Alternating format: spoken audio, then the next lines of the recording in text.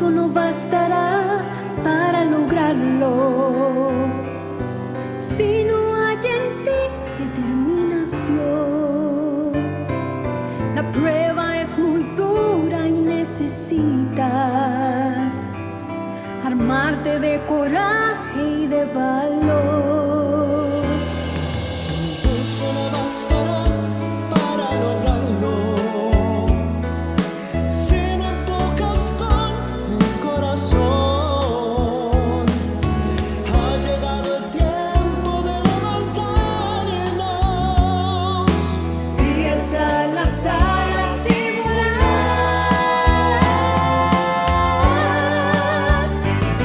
Abrazaremos la esperanza, abrazaremos la ilusión, reconstruiremos nuestros pueblos, reconstruiremos el corazón, sin distingo de clases sociales y de religión. Porque Dios es uno solo y la unidad debe prevalecer. Empujaremos la carreta en una dirección, trabajaremos hombro a hombro, dando siempre lo mejor. Si te cansas y desfalleces, recuérdalo, que el impulso no bastará. habrá temor y aflicción en el corazón, pero con valor resistirás. Dios abre puertas donde no las hay. Anímate, lo vamos a lograr. Vamos a lograr sin dudas con fe y unidad, trabajando mano a mano juntos por la humanidad, luchando unidos caminamos por el mismo camino, forjemos nuestro destino de la mano del divino y deja atrás todas las cosas que te ponen mal y deja atrás el dolor, el miedo y la inseguridad y deja atrás el rencor, el odio y la fragilidad y mira hacia adelante lleno de felicidad. Bless up.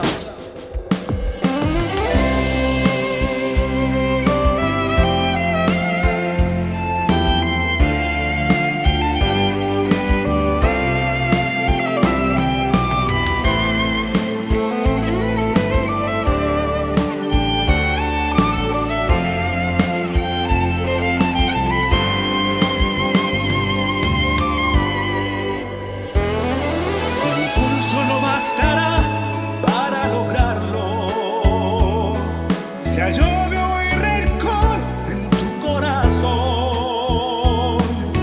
Ha llegado el tiempo de levantarnos Y alzar las alas y volar.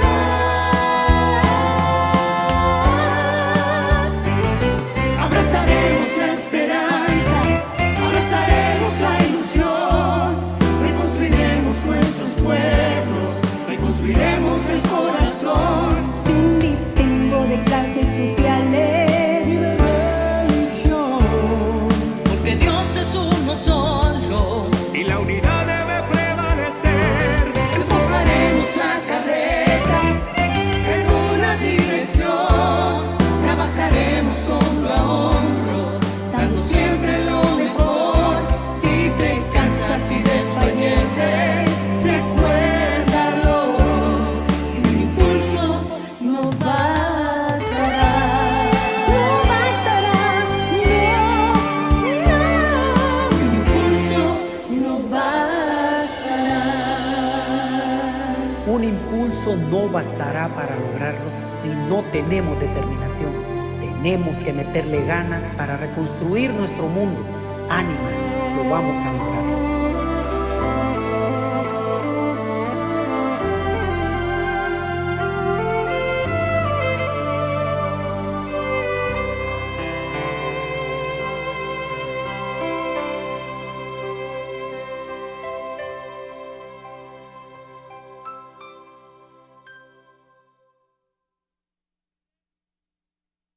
Señoras y señores, tengan todos muy pero muy buenas tardes, muy buenas noches, muy buenos días. Bienvenidos a una emisión más de Punto de Vista, una visión transparente del acontecer nacional e internacional. En este momento estamos ya haciendo conexión con la capital de la República, en donde tendremos por la vía del contacto telefónico al primer fiscal general del Estado, el abogado Edmundo Orellana Mercado. Con él alternaremos el trayecto del retorno al orden constitucional en los 80 hasta llegar justamente al 2020. Estamos hablando justamente de 40 años de estar en un proceso del cual el abogado Edmundo Orellana Mercado, justamente lo tenemos aquí, en el segundo periodo de gobierno, después de la llegada del doctor Roberto Suazo Córdoba, que es con quien se inauguró el retorno al orden constitucional, y luego el gobierno del desaparecido presidente, el ingeniero José Simón Ascona Hoyo. Ya tenemos la conexión con nuestro invitado, por lo que en instantes vamos a hacer el conversatorio. ¿Cómo no? Muy bien, señoras y señores, estamos reconfirmando ya desde la capital de la República, de capital a capital. Punto de Vista está tratando realmente de generar cualquier posicionamiento allá en la capital de la República, tomando en cuenta pues que nos asiste una relación extraordinaria con los más destacados ciudadanos y funcionarios, exgobernantes, exfuncionarios del más alto nivel. En este caso ya contamos con la participación en este instante ya, en Punto de Vista, una visión transparente del acontecer nacional, del abogado Edmundo Orellana Mercado. Vamos a reconfirmar el audio, a ver si él está con nosotros ya, para saludarle y de inmediato iniciar este conversatorio con él. La primera parte de este conversatorio ya se lo anticipamos al invitado, el doctor Edmundo Orellana Mercado, a quien tenemos el privilegio de saludar y que nos honra realmente el poder conversar con él. Es el primer fiscal general del Estado que llegó a desempeñarse después de los dos primeros periodos de el retorno al orden constitucional. El primero bajo la responsabilidad del doctor Roberto Suazo Córdoba y el segundo ya con una sumatoria, que me imagino que si hubiese existido el fiscal general de la República en aquel momento, la situación no hubiese desembocado en una crisis política como la que vivimos en aquel momento, que se hizo la sumatoria y de ahí para allá, mediante un proceso inconstitucional, se logró instaurar un gobierno como el de el ingeniero José Simón Ascona Hoyo. Doctor, es un gusto saludarle. Empecemos por allí, que usted llega a 2 periodos después de ya instaurado el retorno al orden constitucional. Si en esos 2 periodos anteriores hubiese existido ya el fiscal general de la República, ¿cree usted que la situación hubiese sido menos complicada y que la Constitución no se hubiese quebrantado para imponer y darle un continuismo al gobierno del Partido Liberal en aquel entonces que presidía Roberto Suazo Córdoba? Le escuchamos, señor. Muy buenas. Muy buenos días, don Holman Serrano, un placer saludarlo y desde luego el honor es para mí compartir con usted y con sus radioescuchas y televidentes este espacio tan importante. Ante su cuestionamiento, mi respuesta es que seguramente hubiera terminado preso igual que los magistrados que intentaron tomar posesión en aquella época cuando fueron electos contra la voluntad de Suazo Córdoba, y hubiera acompañado a don Miguel Rivera Portillo y a don Ramón Valladares. Sí.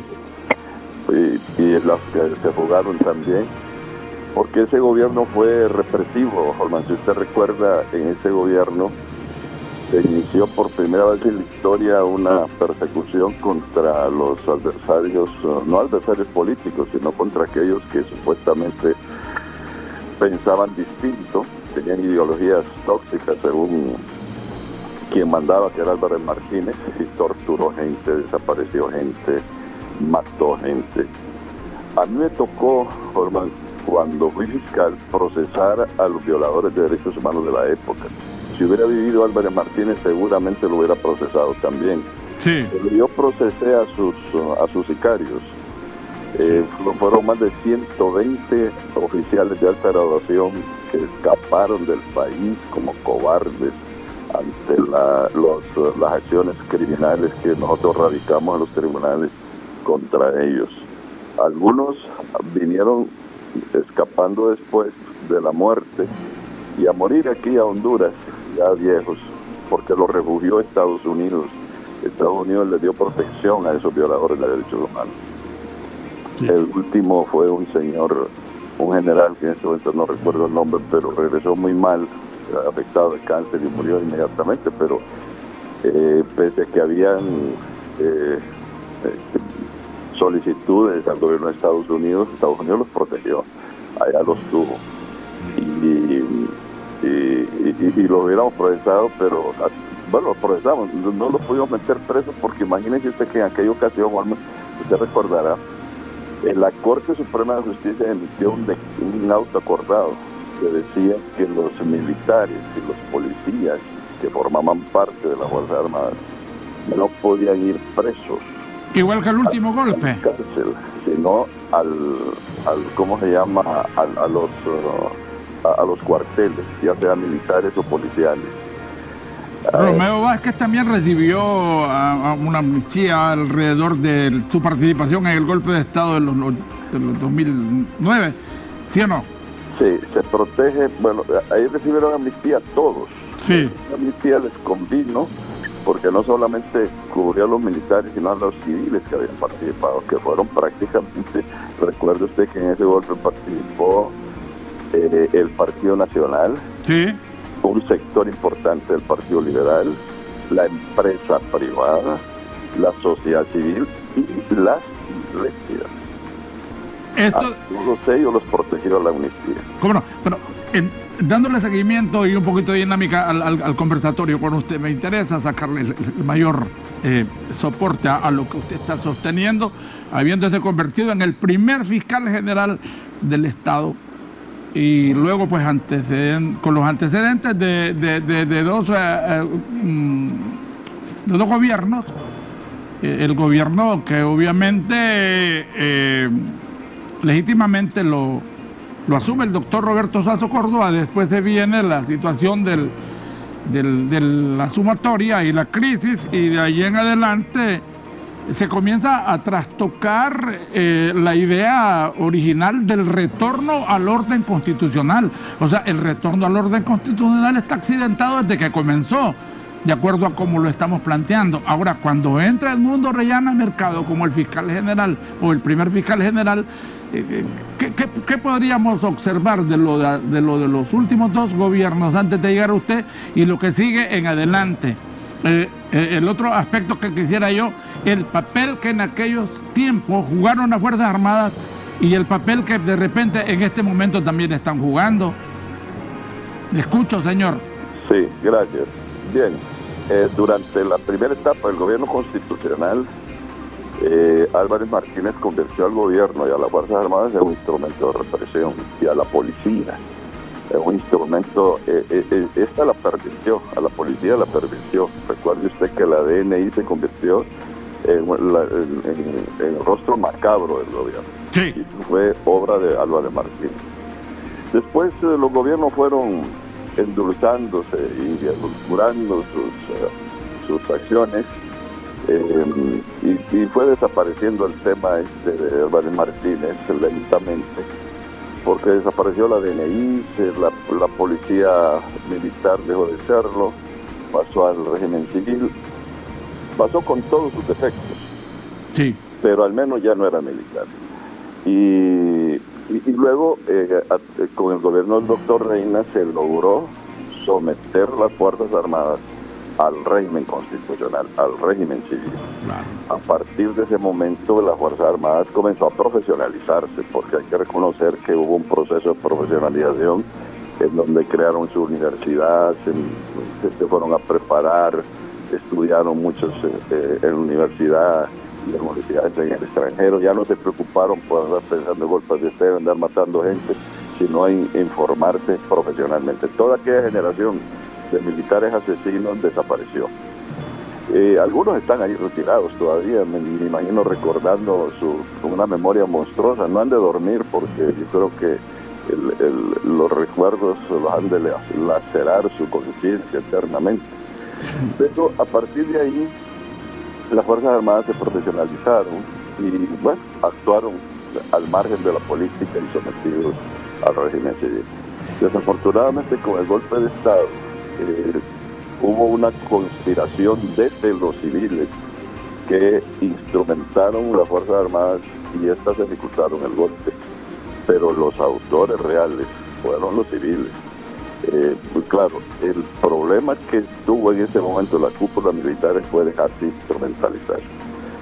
Eso no los exonera de responsabilidad, desde luego, más bien actuaron como títeres, como que los estuvieran manipulando, y eso no le abonó a la Fuerza Armada en ese momento, tanto así que el desprestigio fue total y todavía no se pueden recuperar, sobre todo porque hoy Holman, las Fuerzas Armadas se les está exigiendo algo que me parece que es responsabilidad más bien de nosotros los civiles. Miren, históricamente las Fuerzas Armadas, desde que nacieron en la historia, fue para proteger al poder, a la autoridad, para sostener el statu quo. No es para hacer actos sediciosos, para levantarse contra el gobierno. Las Fuerzas Armadas es para sostener la institucionalidad y para preservar el orden. Aquí la sociedad le está exigiendo a las Fuerzas Armadas que haga lo que según la Declaración de Derechos Humanos le corresponde al pueblo. El pueblo es el que debe utilizar el derecho a la insurrección, no son las Fuerzas Armadas. Las Fuerzas Armadas no están para insurreccionarse. Eso de que dé golpe de Estado, que vote al gobernante, eso le corresponde al pueblo. El pueblo es el que debe tomarse las calles, dejar de trabajar y obligar al gobierno a renunciar. Claro. Pero las Fuerzas Armadas nunca lo va a hacer. ¿Cómo no? Si está esperando eso, está equivocado. 40 años después del retorno a los regímenes democráticos, ¿qué puntuación le da al papel que de alguna manera han jugado las Fuerzas Armadas cuando hablamos de la década perdida en donde se desaparecieron más de 200 personas y no pasó nada, y cualquier cantidad de otras situaciones que se dan? Se dieron intentos realmente puntuales cuando el general Walter López Reyes sacó del poder a Gustavo Adolfo Álvarez Martínez y trató de encauzar a las Fuerzas Armadas por la dirección correcta.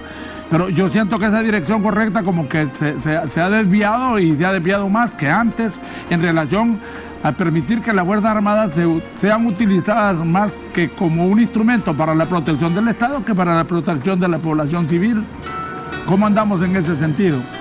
Bueno, no hay duda de que las Fuerzas Armadas en este momento están limitadas en sus acciones por los altos jerarcas militares. Mire, aquí lo que nos encontramos es que los altos jerarcas militares están muy cómodos con el actual gobierno.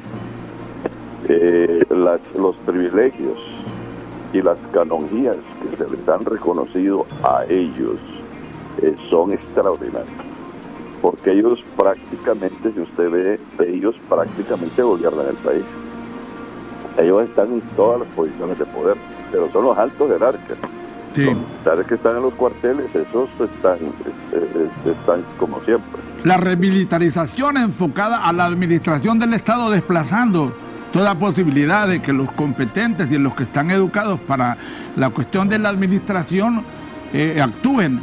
En este caso es un modelo ya establecido en el que nosotros nos preocupamos en un momento por la remilitarización, que se advertía era que volverían a las calles a reprimir, a perseguir y todo lo demás. ¿Usted cree que en las dos direcciones están actuando, don Edmundo Orellana Mercado? Perdón, no lo escuché bien. ¿Mande? No le escuché bien. Le digo que en el sentido de que ellos, si usted revisa la estructura de los puestos claves de la administración, incluyendo las juntas interventoras, la última que se convierte en una junta interventora de 3 coroneles o 3 generales, es esta cuestión del escándalo de los hospitales y de la Inverse Honduras. Entonces, yo lo que le estaba planteando es que ya la remilitarización está enfocada más al control de la administración pública que a la persecución o a la represión. En la segunda parte concluimos con este segmento, señor. Vamos a ir a una pausa para luego darle seguimiento realmente si se han desviado, si están realmente en la dirección correcta o están corriendo altísimo riesgo las Fuerzas Armadas de caer en una complicidad que después incluso puedan ser sometidos a deducción de responsabilidades. Ya regreso, señor. No nos cambie. Yo espero.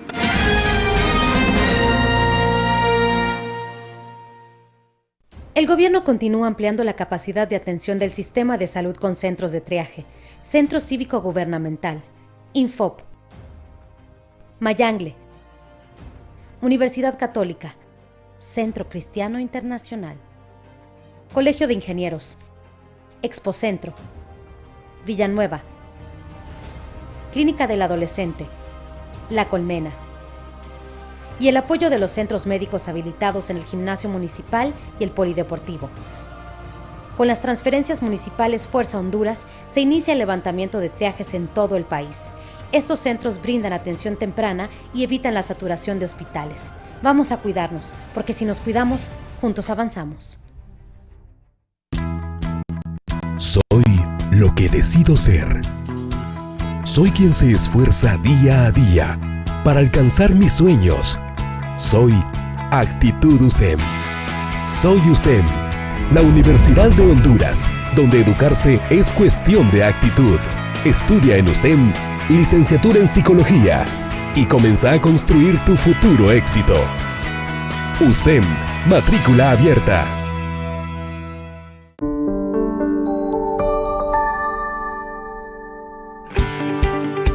Kingdom Editorial es una empresa dedicada a la elaboración de material educativo para todas las edades, presentando una nueva propuesta educativa muy alternativa en textos escolares en todos los niveles y en las materias básicas de nuestro país y al alcance de todos. Cada uno de los textos de Kingdom Editorial está dotado de un sinnúmero de herramientas innovadoras, de alto rendimiento y evaluadas por normas internacionales, basadas en la malla curricular nacional con sus reformas educativas. Kingdom Editorial pone a su disposición las siguientes asignaturas: Ciencias Sociales, Ciencias Naturales, Matemáticas y Español, todas de 1º a 9º grado. Nuestros libros poseen herramientas importantes para el aprendizaje ideal como áreas de trabajo, proyectos, contenidos didácticos, áreas de recortes, cuentos, evaluaciones y diplomas de finalización. Le invitamos a vivir esta nueva experiencia en Educación Nacional y nos comprometemos con cada uno de ustedes a llenar las expectativas en las respectivas áreas de aprendizaje. Kingdom Editorial, aportando en la educación nacional. Hacemos la diferencia.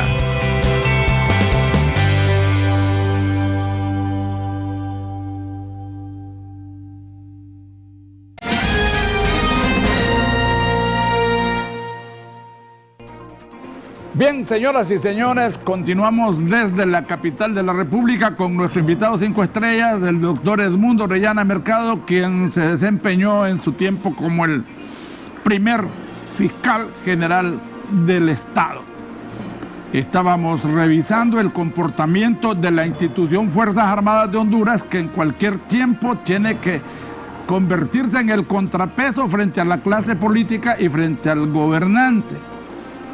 El tema es que alrededor de todo el trayecto que han seguido, yo por lo menos, doctor, advierto que el desgaste a que se han sometido las Fuerzas Armadas es de altísimo riesgo. Y de ahí para allá, ¿cómo hacerles ver de que ellos, su primera responsabilidad está en la Constitución de la República? Que soberanía, integridad territorial y no sé qué otras cosas más. De las Fuerzas Armadas no instituyen para andar repartiendo bolsas solidarias. Lo escucho, señor. Sí. pero la han convertido en un apéndice de la presidencia de la República, no hay duda, porque las utilizan para eso, para Bolsa Solidaria, las utilizan para administrar el Estado. Como usted bien dijo, hasta la última comisión interventora de Invest hay un militar. En todas partes donde usted vaya hay un militar manejando la institución realmente. Y parece ser que atrás de todo están los militares. Si usted ve, por ejemplo, el Consejo Nacional de Defensa y Seguridad, que es el que controla todo el Estado, y por eso desaparecieron los 3 poderes del Estado para subsumirse en ese Consejo Nacional de Defensa y Seguridad. Prácticamente ha desaparecido la República. Sí. El órgano ejecutivo de ese Consejo de Defensa y Seguridad es la Dirección de Investigación e Inteligencia. Está integrada exclusivamente por militares. Allí está manejado totalmente por militares. Son los encargados de la inteligencia y son los encargados de investigar. Esos señores, Holman, son los que le pinchan el teléfono a usted, a mí y a todos, sin autorización judicial, porque está visto que sí están controlando. Recuerde usted que el designado presidencial, Ricardo Álvarez, se quejó recientemente de estar siendo intervenido su teléfono, que lo estaban espiando, que había una actividad de espionaje contra él y que acusó prácticamente al gobierno, pero quien está realizando eso es esa dirección, está integrada por militares. Esa dirección se atrevió, Holman, a dar una orden al Poder Judicial, al Ministerio Público y a todas las demás instituciones descentralizadas y muchos ministerios, diciéndoles, ordenándoles que sometieran al secreto de Estado aquellas actividades que tienen que ver con la seguridad del Estado. Imagínense una pinche dirección dándole órdenes a la Corte Suprema de Justicia, al Ministerio Público, y el Ministerio Público no respondió como debe haber sido. El Ministerio Público, ante esa nota insultante y agresiva y además violatoria de la Constitución y de la ley, hubiera procedido a deducir responsabilidades a quienes firmaron la nota, porque al Ministerio Público no le puede dar órdenes en ese sentido, ni al Poder Judicial. El Ministerio Público hubiera radicado acciones en contra de esa dirección al ver que le estaban dando órdenes a la Corte Suprema y al Fiscal General. Eso no se puede. Y sin embargo, lo permitieron. Con eso usted tiene un ejemplo donde se demuestra que el Estado está sometido al Consejo de Defensa. Es cierto que lo preside el gobernante, pero quienes manejan eso son los militares. Y una cosa más, usted dice que la represión está en manos de ellos, está en la policía militar. La policía militar es la que reprime. A ella le echan la culpa el alto comisionado de los derechos humanos de haber asesinado supuestamente a más de 20 personas que se manifestaron en las calles en contra del fraude electoral. Estamos hablando de un órgano armado, de un cuerpo armado de las Fuerzas Armadas con actividades de policía, pero tiene la particularidad de esa policía militar, Holman, de depender directamente del presidente de la República. Así lo dice su ley orgánica. Dice que depende del presidente de la República porque el presidente de la República le puede dar orden. Es más, ¿sabe qué dice esa ley? Desarticula todo el Estado.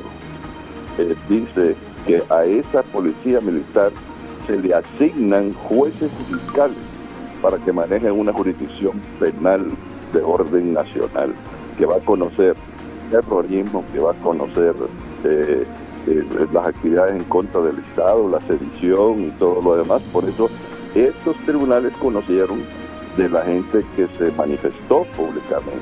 No ha sido beneficiario para la población el hecho que esa policía militar de orden público, sin llenar el requisito constitucional, se mantenga, y por el otro lado una institución policial que es la responsable conforme las leyes de Honduras sobre la seguridad ciudadana y todo lo demás. O sea, el acoplar una policía militar de orden público a una policía nacional, que es la que tiene la responsabilidad de la seguridad de los bienes y de las personas, no ha representado nada que pueda hacernos ver las cosas diferentes en materia de seguridad de las personas y los bienes, en este caso, señor. La policía militar es un riesgo, es un peligro realmente. Atenta contra la estructura del Estado, porque los militares no pueden dedicarse a actividades policiales. ¿Y hasta cuándo puede funcionar sin rango constitucional, señor? Porque desde que se instituyó no ha conseguido rango constitucional. Entonces, ¿cuál es el piso legal que tiene la Policía Militar de Orden Público para seguir de repente hasta desplazando a la Policía Nacional, que es la que tiene que enfrentar esa situación de la descomposición social y la seguridad de los bienes y de las personas? La legalidad o legitimidad de las instituciones depende de que las instituciones llamadas a evitar que se cometan arbitrariedades lo permitan. Y el problema es que tenemos que esa policía militar, le decía yo, la ley dice que le tienen que asignar fiscales y jueces que dependen jerárquicamente del jefe de la policía militar. Y la desgracia, Holman, es que el Poder Judicial le asigna a esos jueces y el Ministerio Público le asigna a esos fiscales. Y esos fiscales y esos jueces son inferiores jerárquicos ya no de la Corte Suprema ni del fiscal, sino del jefe de la Policía Militar. Él la manda. ¿Cómo no? ¿Qué significa? Significa prácticamente que las instituciones se han sometido ya no ni siquiera al gobernante, sino a un jefe de una policía militar. Sí. Son incapaces de defender su competencia constitucional y la dignidad institucional. Yo advierto que la desertificación de las instituciones pasa por ese contrapeso que se llama Fuerzas Armadas, pero por el otro lado, yo siento que usted me puede dar un poquito de datos en relación a la desertificación del mismo Ministerio Público. ¿Cómo siente el Ministerio Público después de haber sido primer fiscal y cómo se está desempeñando ahora? ¿Está al servicio también del Consejo Nacional de Seguridad y Defensa del Ministerio Público? Bueno, el Ministerio Público, según la ley, forma parte del Consejo Nacional de Defensa y Seguridad. Y el fiscal va a las reuniones del Consejo. ¿Obediente y no deliberante también? Ahí estuvo yendo, yo no sé si todavía va, pero estuvo yendo al principio. Pero el hecho de que mande fiscales para que se lo mande un militar, oiga, eso pierde mucho de la dignidad de la institución. Ahí se pierde el carácter mismo de la institución. Ahora, sobre esto de la pandemia, que está actuando el Ministerio Público, ya que me hace la consulta de que pienso, yo debo decirle que el Ministerio Público es muy difícil. Ariel, ¿sí? Creo que tenemos un problemita ahí con la señal. Ajá, ¿me escuchan? A ver si podemos ir a una pausa y luego continuamos. Yo lo escucho. Vamos a hacer una brevísima pausa, Ariel. Se nos fue la señal de Tegucigalpa. A ver si no es que nos están interviniendo. Y tratemos de reencontrarnos con la señal del abogado Edmundo Orellana Mercado, que está desde la capital de la República. Por favor, Ariel, vamos a una pausa obligada para reencontrarnos con la señal de la capital de la República, que es con quien estamos sosteniendo este diálogo con el primer fiscal general del Estado, el abogado Edmundo Orellana Mercado. Ya regresamos, no nos cambien.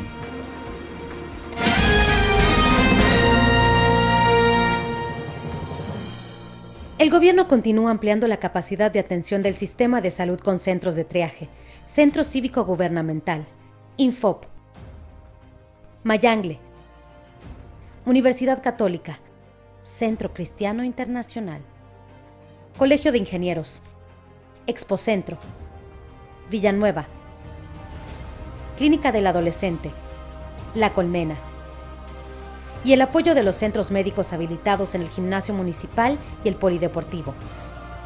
Con las transferencias municipales Fuerza Honduras, se inicia el levantamiento de triajes en todo el país. Estos centros brindan atención temprana y evitan la saturación de hospitales. Vamos a cuidarnos, porque si nos cuidamos, juntos avanzamos. Soy lo que decido ser. Soy quien se esfuerza día a día para alcanzar mis sueños. Soy Actitud USEM. Soy USEM, la Universidad de Honduras, donde educarse es cuestión de actitud. Estudia en USEM, licenciatura en Psicología, y comienza a construir tu futuro éxito. USEM, matrícula Brújula abierta.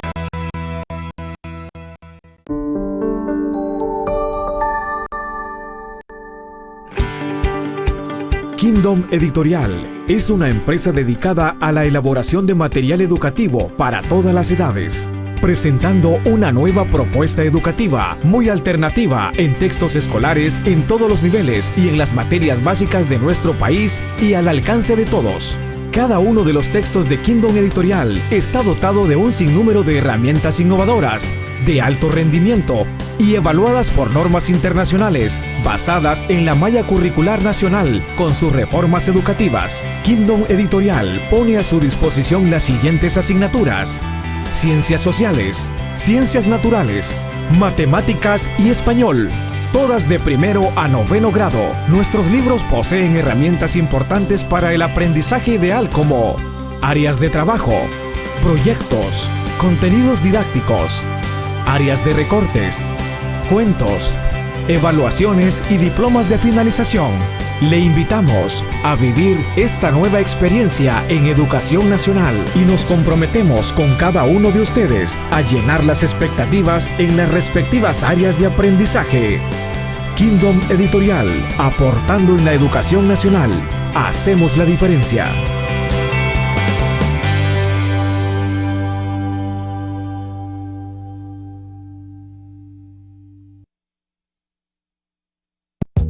Si eres fan y apasionado por la música del recuerdo, 60s, 70s, 80 y 90s, no te puedes perder El Túnel del Tiempo.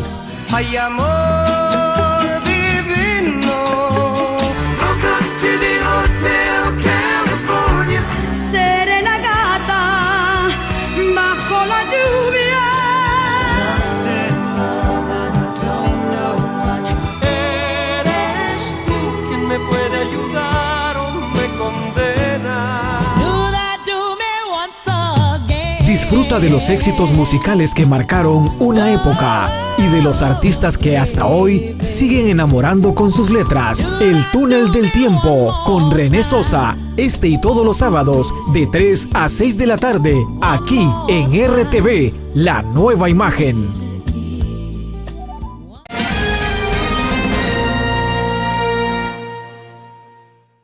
Señoras y señores, hicimos un poquito de repaso en relación a la desertificación de la institucionalidad de la Fuerza Armada. Una cuestión que es real. Y la estoy hablando con un hombre que tiene por qué saberlo, el primer fiscal general del Estado. En este caso, vamos a traspasar ahora la conversación con él desde la capital de la República, analizando el Ministerio Público, habiendo sido él su primer fiscal y todos los sobresaltos que ha tenido el Ministerio Público. Yo recuerdo uno que fue el de Luis Alberto Ruiz Ávila, que lo sacaron antes y recuerdo que impusieron otro por ahí. El rol que ha jugado también el primer poder del Estado, que se llama Congreso Nacional, en todos estos movimientos, abogado. ¿Cómo hacemos? Porque hay un proceso de desertificación desde los orígenes del mismo retorno al orden constitucional y se reedita el proceso de desertificación ahora que estamos cumpliendo 10 años de que se inició la crisis política del 2009. ¿Cómo hacemos en relación a que están desertificadas las Fuerzas Armadas? Porque realmente es evidente, está desertificado el Ministerio Público. ¿A qué nos atenemos los ciudadanos, señor?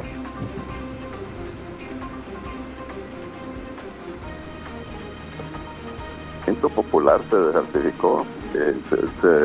Ese está desmontado. Exacto, lo desmontaron los políticos, se utilizaron el movimiento popular a su favor para llevar a cabo manifestaciones partidarias y al final lo convirtieron en un apéndice de un partido. Sí. Y desapareció prácticamente. Pero eso no quiere decir que el pueblo no esté indignado y que en algún momento pueda retomar. El pueblo tiene los derechos que no solamente nacen por el hecho de ser pueblo, sino porque le están consignados en leyes y en tratados internacionales. Claro.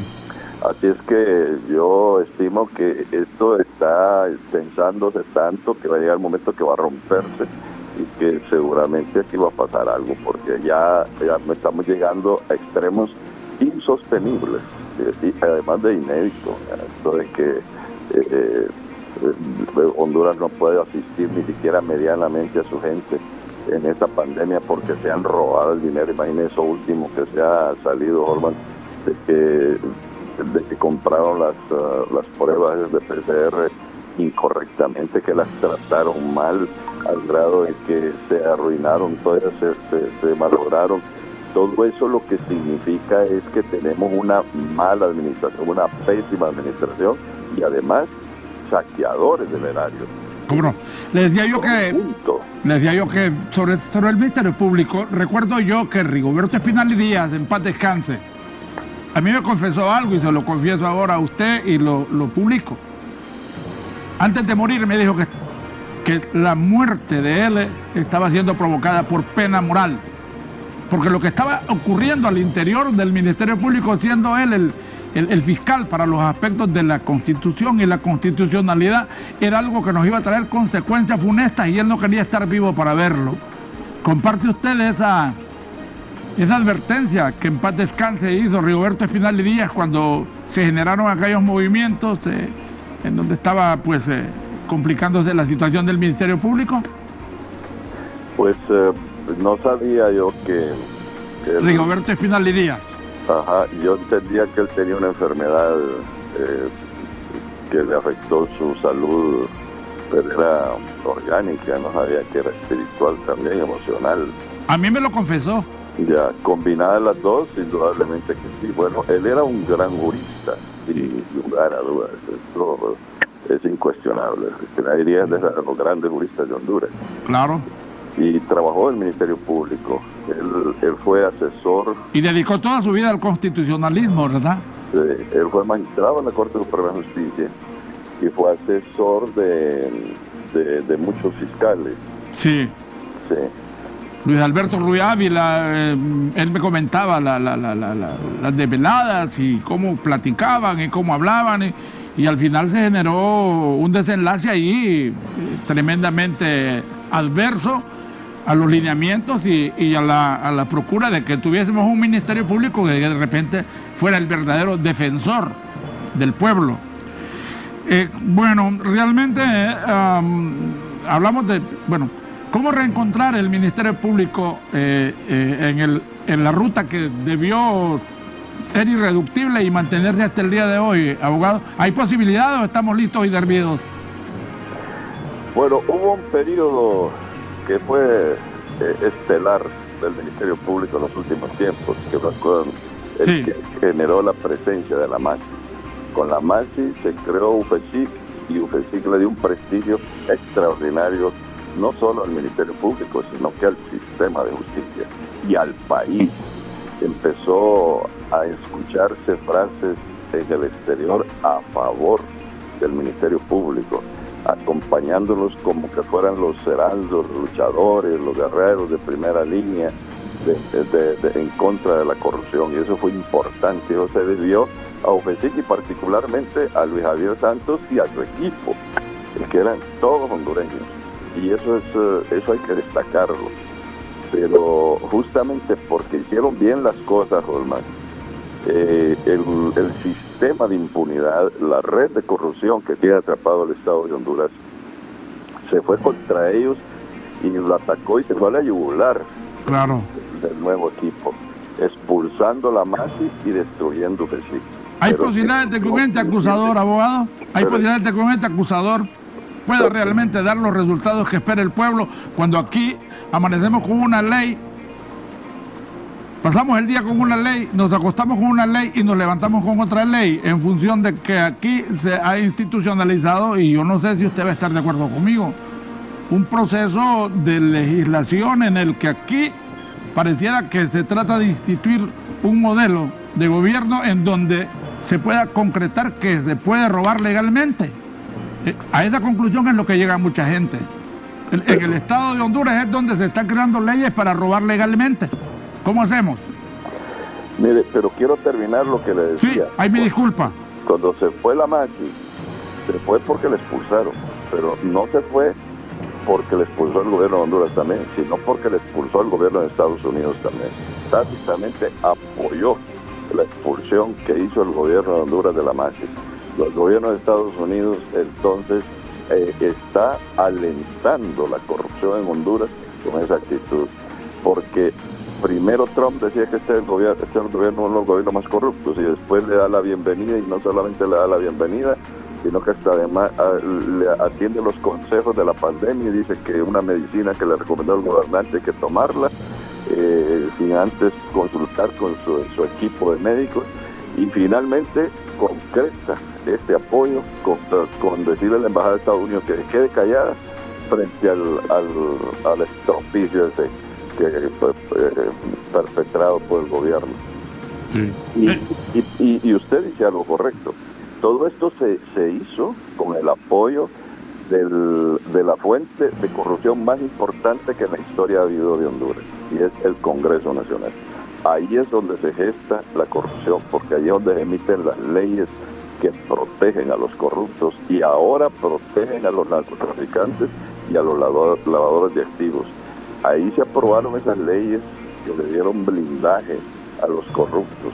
Ahí se aprobó el Código Penal y ahí se aprobó, oiga bien, Holman, cuando el Ministerio Público en sus inicios procesó de corrupción a una gran cantidad de funcionarios, incluido un expresidente. ¿Sabe qué hizo el Congreso Nacional? Emitió un decreto diciendo que era para permitir la transición del Código Procesal Penal viejo, que se llamaba Código de Procedimientos Penales, al Código Procesal nuevo.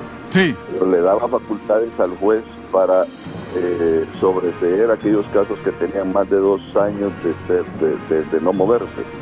Y recuerde que en aquella época los jueces en el sumario eran los que manejaban los procesos y tranquilamente los tenían ahí archivados, y alegaron de que como estaban ahí archivados por más de 2 años, los sobreseyeron todos los casos de corrupción. Y eso lo provocó el Congreso, y no fue inocente, lo hizo a propósito. El Congreso Nacional es la fuente más grande de corrupción del país.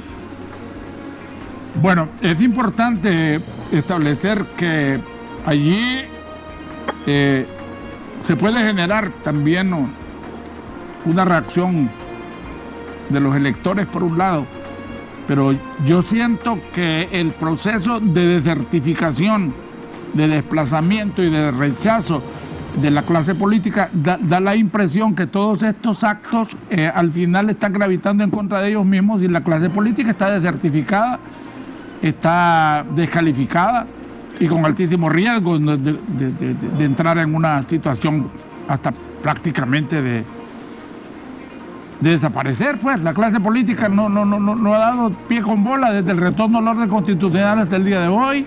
Se emitió un documento de la verdad en el momento en que se dio la crisis política del 2009.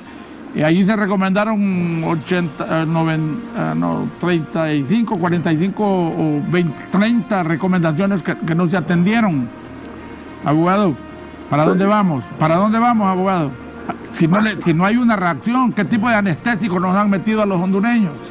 Que no reaccionamos y que no reacciona nadie, en particular los grupos económicos están muy contentos por allí, los grupos sociales están muy contentos por ahí, los grupos gremiales están totalmente estacionarios. O sea, hay un anestésico que va más allá del coronavirus. Ese anestésico creo que es como una, digamos, más que un virus, es una bacteria que pareciera la traemos en la sangre desde que nacemos los hondureños, porque no hay reacción. ¿A qué atribuye usted eso, abogado? Bueno, yo creo que, miren, hay varios factores. No creo que sea una cuestión genética ni que sea una cuestión característica del pueblo. Más bien creo que es una desinformación y una falta de cultura política. El hecho de que los hondureños prefieran a un futbolista y a un entrenador de fútbol en el Congreso Nacional antes que a un profesional o a una persona con amplia experiencia en el tema político y administrativo, le da a usted la medida de qué clase de cultura existe en el pueblo hondureño, que confunde la cultura política con la cultura del fútbol, porque ahí está llena de futbolistas y de entrenadores de fútbol, y de gente que se promueve en los medios de comunicación gritando, alegando pero sin dar nada de sustancia, y otros que solo aparecen con spots publicitarios. Y eso son como rebaño que van caminando en torno a eso. Si seguimos así, vamos a continuar con esta situación, porque con esos representantes no se logra nada. Yo no digo que un futbolista no sea inteligente, claro que lo es, y en materia de fútbol y de deporte seguramente es extraordinario. Claro. Para decidir sobre los destinos del país y poner en sus manos la seguridad alimentaria, pública, personal, educativa y de salud de nuestros hijos y de nuestros nietos y de las próximas generaciones, ese es un error definitivamente, y el pueblo comete ese error al votar por ellos. Sí. Doctor, la inestabilidad política en la que venimos desde hace 40 años hasta el día de hoy, yo creo que es más dañina y ha hecho mucho más daño que el mismo coronavirus, por un lado. Y por el otro, pues, tratemos de establecer que la inestabilidad política nos genera inseguridad jurídica. Yo creo que nunca en Honduras, en la historia de 199 años, no sé si usted me ayuda, había estado en tanta situación de incertidumbre en cuanto a la seguridad jurídica. Yo le digo honestamente, los que están no hayan cómo hacer para irse antes del coronavirus y llegamos ahora con el coronavirus. Y los que van a venir ya no vienen. El país está enfocado a un colapso total. ¿Cómo hacemos para realmente reencontrarnos? Y el otro tema, yo creo que ya es tiempo que reconozcamos que no es cierto que a los Estados Unidos les preocupamos. En el momento en que tratemos de reencontrarnos con nosotros mismos y nosotros mismos, gente talentosa, como usted, hay cualquier cantidad de talentos que pueden realmente hacer propuestas para la reinversión de Honduras. Este coronavirus, ya hay algunos que andan diciendo gracias coronavirus porque ahora pienso en mi familia, gracias coronavirus porque ahora pienso que mi negocio puede ser diferente, gracias coronavirus porque ya nos trajiste la vacuna, gracias coronavirus porque estamos a las puertas de reinventar Honduras. ¿Cómo enfocar el proyecto de todo el potencial que tenemos en el ámbito nacional, olvidándonos de los gringos y de quien sea, y que nosotros seamos los que comencemos realmente a forjar nuestro propio destino, porque tienen 199 años de estarnos diciendo mentiras? Bueno, yo creo que debemos de comenzar por abandonar la idea de que la salvación de Honduras está en hombres o mujeres providenciales. Ese es el primer grave error que debemos sacarnos de la cabeza. Y lo otro es que la única manera de sacar de este atolladero al país, porque ya no estamos al borde del precipicio, nosotros ya estamos al fondo, en el fondo del precipicio.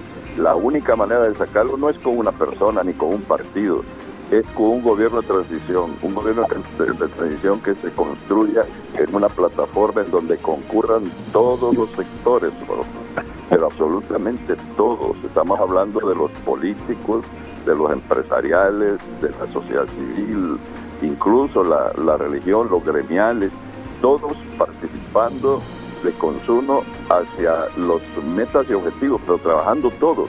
Claro. Que si gana un partido, una sola persona, va a ser incapaz de resolver los problemas del país, teniendo la oposición de todos los demás. Es necesario que todos concurran buscando soluciones comunes. Si no hacemos eso, no sé cuál va a ser el destino del país. El destino que se le está dando a la bendita pandemia, ya no solo es de Honduras, varias naciones, incluso las europeas, están advirtiendo que los gobernantes están tratando de aprovechar esa situación para hacer modelos económicos novedosos, modelos económicos en beneficio, crear cualquier cantidad de formas de gobierno que no tienen nada que ver con la democracia, por un lado. En este caso, advierte usted que en Honduras también se ha formateado un proceso de tratar la pandemia con propósito de instaurar un cambio de la forma de gobierno, como ya lo anunció Valdías en su momento, que dijo que íbamos a buscar la manera de hacer un gobierno constitucional o no sé, congresional, algo así. Hay tres rutas, pareciera. La ruta 1, dicen que tenemos serias dificultades para concretar el proceso de ir a elecciones internas, primarias y elecciones generales. Por ahí se está hablando también una Asamblea Nacional Constituyente que de alguna manera podría ser la salida que usted está insinuando. Por la ruta del proceso electoral, cuando cuando en este momento no hay ni siquiera, se han concretado las reformas electorales puntuales, está en altísimo riesgo también la posibilidad de que vayamos a unas elecciones internas y generales y que nos vayamos por la ruta de la Asamblea Nacional Constituyente. ¿Usted cree que por esa ruta podríamos salir de donde estamos? Bueno, mire, Holman, no hay duda de que la Asamblea Nacional Constituyente es la salvación del gobernante actual, porque sale por la puerta grande. ¿La constituyente? Sí, y es el sueño dorado de muchos que han querido constituyente, yo entre ellos. Yo estoy convencido en la necesidad de una constituyente. Sí. Solo que tengo un reparo, un solo pensamiento en contra. Y es que si vamos a repetir lo que hacemos en los congresos para llevar constituyente, vamos a tener una constituyente yagual. Porque si lo llenamos con jugadores de fútbol y entrenadores de fútbol y gritones de los medios de comunicación, una constituyente pirracha, cualquier cosa, no una constitución. ¿Cuál es la ruta que se debe seguir para concretar eso? Porque yo le digo honestamente, comparto con usted, no hay forma de ponernos de acuerdo en el tiempo que resta para ir a unas elecciones primarias, de donde los recursos, uno, y luego las elecciones generales, de donde los recursos. Entonces, pareciera que lo que usted está proponiendo es algo que se debe concretar. Yo quedo con usted pendiente para que le demos seguimiento a cómo debemos de formatear una Asamblea Nacional Constituyente. ¿Y para qué? Porque con los mismos mariachis, las mismas rancheras, y con el mismo guaro, las mismas borracheras, señor. Así es. Tiene que solo los tontos creen que con los mismos las cosas pueden ser diferentes. Así es, tiene usted toda la razón del mundo. Y lo peor del caso es que si buscamos otros, pero con la misma forma de ser, con las mismas mañas, claro, buscamos otros jugadores y otros entrenadores y otros gritones, claro, y otros corruptos, entonces estamos en lo mismo. Claro, ayer estaban sacando unas, ahora que están de moda las redes sociales, un guapísimo ahí que le dicen Pili, no, le dicen algo así. Entonces le digo yo de que se preocupan si ya tenemos el de los chocollos, ya tenemos Papichulo, ya tenemos el Pili. Entonces le digo qué vergüenza, porque una mujer es la que estaba refiriéndose a ese prospecto para ser congresista, y les dije yo qué vergüenza la de las mujeres. No saben que la Barbie es hueca y es plástica, y yo no creí que las hondureñas tenían plasticidad en el cerebro. Señor, muchísimas gracias por acompañarme, estamos aquí a su disposición, siempre que dispongamos del tiempo, no tenemos compromisos, somos transparentes en los enfoques, no queremos maltratar a nadie, no queremos faltarle al respeto a nadie, y yo admiro esa parte suya. Usted es un hombre que cuando enfoca los temas los enfoca con mucho patriotismo, con mucho sentimiento hondureñista, y ese es el tipo de ciudadanos que necesitamos reencontrarnos, porque no es cierto que en Honduras todo está mal hecho, o en Honduras todos somos corruptos, o todos somos delincuentes, o todos somos miembros del crimen organizado, o narcotraficantes. Un minuto, señor, para la despedida. Gracias, Olman. No, el honor es mío de participar con usted en su espacio, y quiero saludar a todos los sanpedranos. ¿Los queremos mucho? Yo quiero mucho la ciudad de San Pedro, me siento muy cómodo ahí, disfruto mis estadías ahí. Y además a todos aquellos del área de Occidente y del Atlántico que lo escuchan, y el resto del país. Un gran abrazo. Vamos a traer a Víctor Mesa también, que levantarle la autoestima. Lo vi un poquito así como decaidito, pero igual, don Víctor Mesa, Telma Mejía, Leticia Salomón y usted. Vamos a volver a traer ese cuarteto para acá para hacer un poquito de gimnasia y demostrarles a los que están en Tegucigalpa que el derecho de pensar no está reservado para ellos. Con permiso, señores, volvemos a otro punto de vista. Que Dios bendiga a Honduras y a esta bella y próspera ciudad de San Pedro Sula. Ariel Erazo, nos vemos pronto.